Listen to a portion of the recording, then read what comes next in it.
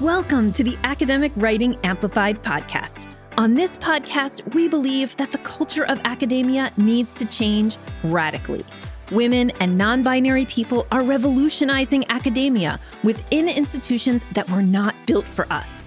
If you're ready to reject the culture of overwork, kick guilt and overwhelm to the curb, and amplify your voice to make a real impact on your field without breaking down or burning out, you're in the right place. With our team of experienced writing coaches as co-hosts, we'll share insights and talk to inspiring guests to bring you the practical strategies, systems, and mindset shifts you need to find time to write, publish work you love, and design your career on your terms. And it all starts with writing. Let's go. Hello, and welcome back to Academic Writing Amplified. So glad that you're here today. Today, we're talking about community in the midst of chaos. And I can't wait to dig in. Before we start, though, I will say that I think that when this podcast drops, it is your last week to apply for the Navigate program for the summer cohort. So you can go to scholarsvoice.org/navigate and find the pink button that says apply now and apply. And we would love to have you join us this summer. All right, let's talk about community. This is a word that gets thrown around a lot. So I want to talk about what it means for me and what it means kind of in the context of the programs I run and that kind of thing. So I have worked with academic women and non-binary people for 8 years as a coach. And of course, I've lived my whole academic life, before that. And what I realized more than anything is that academics are lonely. And I think there's a few reasons for this. Like, one reason is that actually the lone scholar is kind of a trope, right? It's like an image that we have when we think of scholar, very patriarchal, white image, but it exists and it drives a lot of kind of the culture of academia that is very individualist, even though very little academic work is happening by one person. You know what I mean? Like really, especially today, all the writing is happening in teams. Like science obviously is happening in teams. Like it's ridiculous, yet it does persist. There's also kind of, I think, in the culture of academia, a lot of like, you should know this already. Like this attitude of like, you should know how to do these things. You should know how to write a paper and do it in some kind of quote unquote fast amount of time and get it out the door. You should know how to manage teaching research service. You should know how to say no. You should know, right? And that's also like impedes community. Right? Because people become afraid to be vulnerable. Oh my gosh, people really are afraid to be vulnerable in academia, right? It's really difficult to admit that you don't know something, to admit that you have a problem, to ask for help because of the culture of academia that so highly regards knowledge, right? And if you don't know something, then, maybe you shouldn't be here. So those things, that individualistic kind of part of academic culture really impedes community and it makes people feel lonely. And I see this over and over again. And one of the ways that it the most like hits my heart is that even when people just start to experience a very small amount of community, they get really, really excited. So people listen to this podcast for the first time and they go, oh my gosh, it feels like she's talking to me. That means I'm not alone. And people get really excited. Thank you so much for doing that. It's so flattering. But really, there's a lot of people who think like you just aren't connecting with them because of these barriers in the culture of academia that stops us. And I think one of the worst areas for this is writing, right? So it's such a prized activity in terms of it's very high stakes to write and publish for promotion and to write and publish to get grants and to write grants and get them. And so we really don't want to admit that we have problems doing it or talk to other people about craft because, again, you're getting vulnerable, you're admitting you don't know, and all of those things that, again, impede those connections that we could be making because we're all struggling with the same things, actually. Well, the people who listen to this podcast are. Like, I'm sure there's people out there in academia who aren't struggling with these things, but I don't care about them. I care about you. So that's why I think community can be so powerful for academics, is that it is such an isolating and lonely career. Even though we're surrounded by people every day and students and whatever, it is still very isolating and rather lonely. So I always have thought that community was important for academics and for academic writers particularly. But now, today, in the weird, horrible, ridiculous moments that we are living through right now in higher ed, driven by changes in the US federal government, we need community like more than ever. As our institutions struggle to stand up for themselves and to make decisions that honor the scholars who make up their institution and the students who make up the institution, as they struggle to make the decisions that honor those people, we have to be in community more than ever. Now, one of the things that's really cool about the people who listen to this podcast, if you find each other, and where do you find other people who listen to this podcast? In my programs, right? Like, that's how people get to my Navigate program. And the beautiful thing about this group of people is that you all are from different fields, different types of universities, and are at different career stages.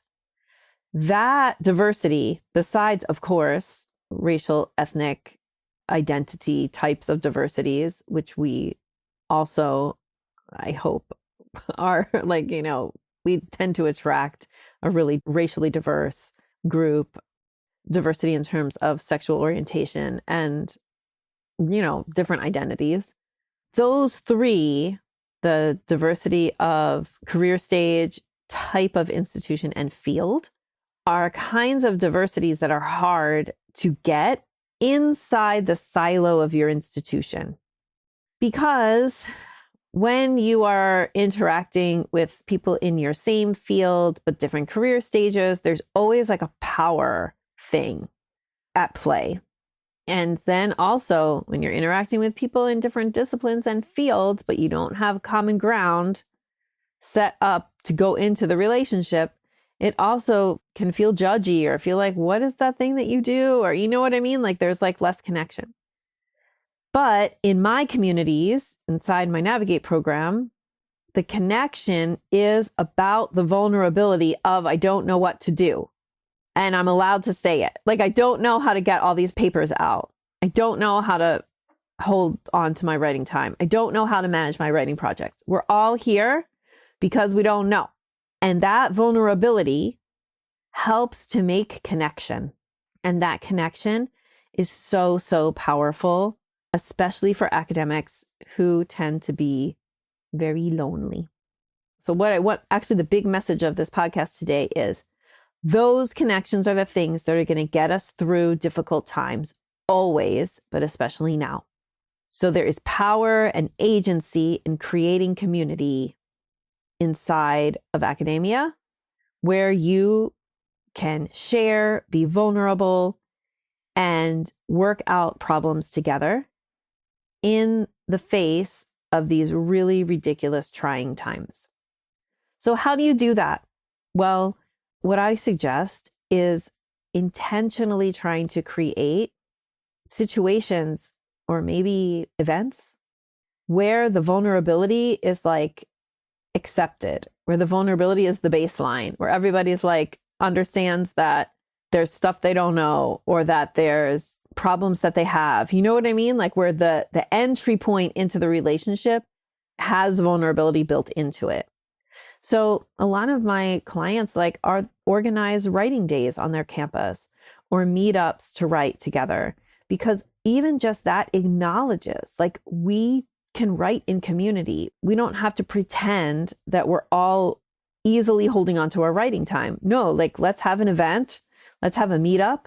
Let's have an on-campus writing retreat, like something like that.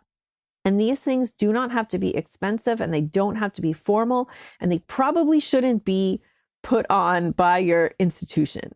I mean, they can be, but this could be grassroots. So everybody's busy, but if you could find one or two other people who you could meet with every week or every other week and write together, that is a great starting point for developing the kind of community that will help you get through these trying times in academia. Reaching out across, with Zoom and everything, like you don't have to limit yourself to your physical university, although I think it's lovely to have physical community meetups. Think about reach out to your former PhD cohort. Where are they now? Who do they know who could come in and join a group with you? And again, it has to be the purpose of the group is about being vulnerable and admitting that you all have something that you need to work on. To give you an example, during, I guess, I don't know if it was I think probably during the pandemic is when we started, but I have a group of other writing coach and academic coach friends / colleagues, and we meet weekly on Wednesday nights. And we've done it for years now, I guess 4 years. And the touch point was this: running an academic adjacent business is hard. Our clients are particular. It's not the same as online business marketers marketing to other online business people. It's not the same thing. And in that vulnerability of connection of let's see how we can support each other. Let's see the problems that we share. That is how this very tight friendship developed. And that is what you get in community when you make these connections with others inside of academia. So I offer to you that the solution to many of your problems is community. I had a client who used to say that accountability, I always think that the word accountability is a little bit self-punishing. Oh, I need accountability. I need someone else to hold the boundary for me. Community can take the place of that. And it is a much lovelier notion, right? You get accountability through community. If you have a writing group, or if you have a group of people who are getting together and just talking about the career of being an academic, that community creates that accountability with positive pressure, not negative pressure. So I encourage you now to look in your circles and think about how you can proactively develop community right now, because that is what we need to get through these trying times. Thank you for listening to this podcast. Now is the time of the podcast where I'm going to talk about our Navigate program, and I'm going to specifically talk about the community part. Okay. So I designed Navigate to be about learning skills, the skills to publish a backlog of papers, but it has a really strong community component. And here's what community means to me. Community means that we get together in real time synchronously and talk to each other and share and are vulnerable and ask questions, and we cry together and we work on the work together. To do that, I didn't want to have a Facebook group. There's no Facebook group. There's no Slack group. There's no asynchronous anything. No, what I wanted to prioritize in the program was a weekly live meeting where we do activities together that build community. Now, that's what it is, but that's not how I market it. What I market it as is a weekly live call that we alternate between coaching and co-writing. So in the coaching calls, I'm helping to talk you through resistance around the material that might come up, the mindset that you need in order to enact the material, questions that you have about how to do things. But what's really happening is that we're connecting. And again, we're being vulnerable. You ask a question, there's always somebody else who had that same question. People are always thank you for asking that. That's my problem too. Okay. So that's what happens on the coaching calls. And in the co-writing calls, we work together. We sit in space together. We hold space for each other and each other's writing. And as we do that, and also we always are sharing wins. We're sharing like what's going well, what's not going well. That is part of our community as well. And that helps us connect. Those connections are what keep people coming back for round 2, round 3, round 4, because that is so, so valuable and helpful. If you want to join us for the summer, your time is running out. So please go to scholarsvoice.org/navigate, find the button that says apply, and join our Navigate community. We can't wait to share with you this summer. Have a great day. Bye. Thank you so much for spending your valuable time supporting yourself and your writing by listening to this episode. If you like what you heard today, the best way to say thank you is to hop on over to Apple iTunes and write an honest review. The more reviews, the more amazing academic women and non-binary people will find this podcast. So go write one now.